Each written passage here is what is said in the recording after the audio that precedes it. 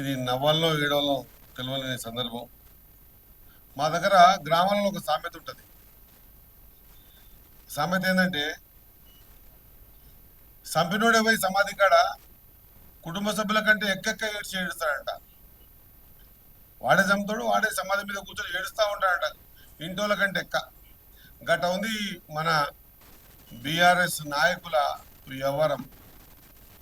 పాలమూరు రంగారెడ్డి ప్రాజెక్టుని గొప్పగా చూయించి, అదేదో అద్భుతాలు చేస్తామని చూయించి, ఆ రోజుకి ఈ రోజు వరకు కూడా, మొన్ననే ఈ మధ్య మాజీ ముఖ్యమంత్రి వర్యులు కేసీఆర్ గారు బయటకు వచ్చి కూడా మళ్ళీ పాలమూరు మీదనే మాట్లాడే పరిస్థితి. అంటే నేను అనుకుంటున్నాను, మాజీ ముఖ్యమంత్రి గారికి, అదే మాదిరిగా మాజీ నీటిపారుదల శాఖ మంత్రి గారు కేటీఆర్ అందరూ కూడా ఈ పాలమూరు వాళ్ళు చాలా తిక్కోళ్ళు, ఏం చెప్తే అది వింటారేమో అనేటువంటి భావనలో ఉంటారేమో అని నాకు అనిపిస్తా ఉంది. ఎందుకంటే ఇప్పుడు వాళ్ళు ఏదో పాలమూరు కోసం పోరు అంటున్నారు. ఎవరు చేయాలి పోరు?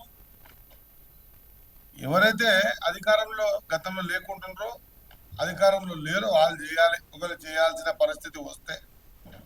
అరే, పాలమూరు వెనుకబడ్డ జిల్లా, వలసల జిల్లా అని రకరకాల వేదికల మీద మాట్లాడిన మీరు, అధికారం మీ చేతకే వచ్చినప్పుడు మరి మీ 10 సంవత్సరాల్లో మీరు చేసింది ఏంటి పాలమూరుకి? ఇప్పుడు గది ఇచ్చిపెట్టి పాలమూరు తర్వాత స్టార్ట్ అయినటువంటి కాళేశ్వరం, ఆ కాళేశ్వరం పెట్టుబడి పెట్టిన డబ్బులు ఎంత? ఆ డబ్బులు పెట్టుబడి పెట్టగానే మరి మేడిగడ్డ కూలిందని మీరు మేడిగడ్డను ఒకటే చూస్తున్నారు. మొత్తం ఇది ఒక సమూహము. కాళేశ్వరం అంటే మేడిగడ్డ ఒకటే కాదంటున్నారు.